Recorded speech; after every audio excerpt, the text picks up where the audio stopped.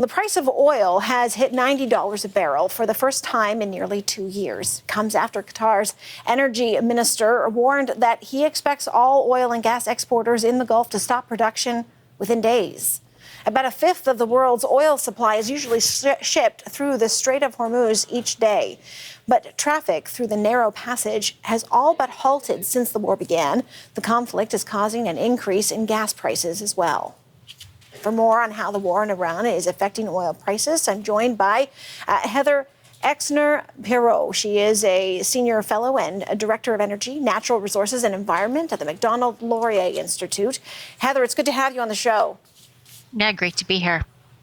So you say that the disruption to oil production abroad could benefit Canada in both the short term and maybe the longer term. Why do you think so?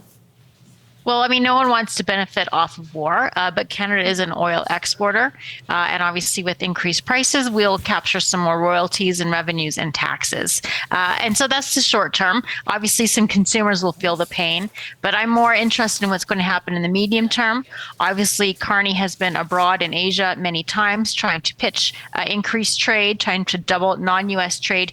Energy has usually started those conversations. And I think if you're an Asian importer right now looking at the situation, Canada just keeps getting more and more attractive.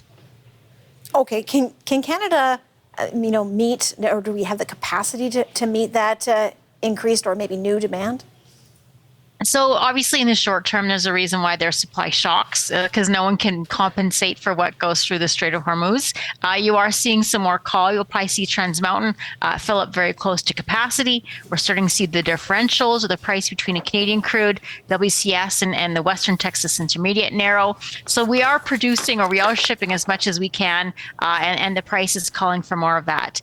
In the medium term, obviously, we're looking at two things. One is an expansion of LNG capacity. There's two projects that are already approved that we're just waiting for that final investment decision. I think there would be more Asian interest. I think there's probably more likelihood even that those two do reach that FID, that some Asian buyers say, yes, we want to, pull the trigger and commit to those long-term contracts. And then the other one is first expansion of Trans Mountain, adding a couple 100,000 barrels there. But obviously the big Northwest Coast oil pipeline that has been the subject of much negotiation between Alberta and Canada.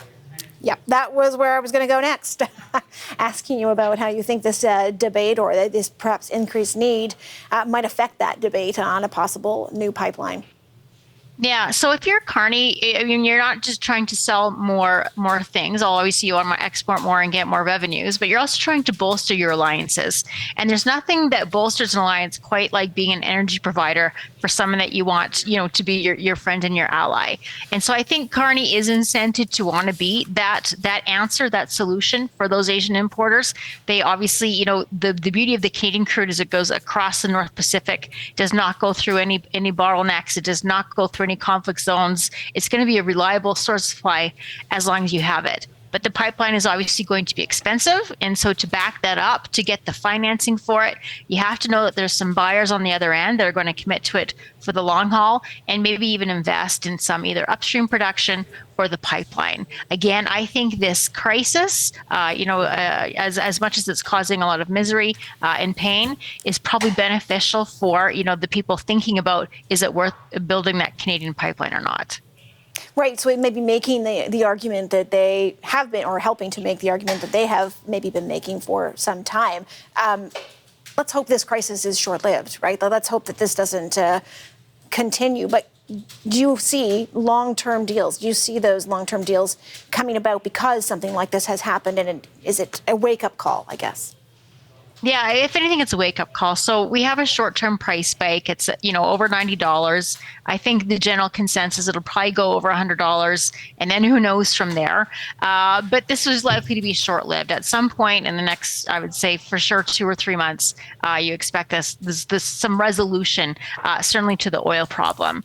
So this is more about that we just happen to live in more geopolitically fraught times. This is the second oil shock in 4 years, and so you might reasonably expect that it's not going to be the last oil shock that we're going to be facing in this decade. And so again, just Canada does look comparatively where you're maybe in a situation where you might pay a premium to lower your energy risk. You might value energy security a little bit more than just simply the lowest price. Canada's looking like a pretty good source of oil, I would say, compared to some other potential suppliers.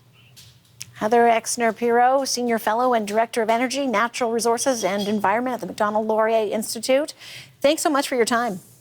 Yeah, happy to be here. Thank you.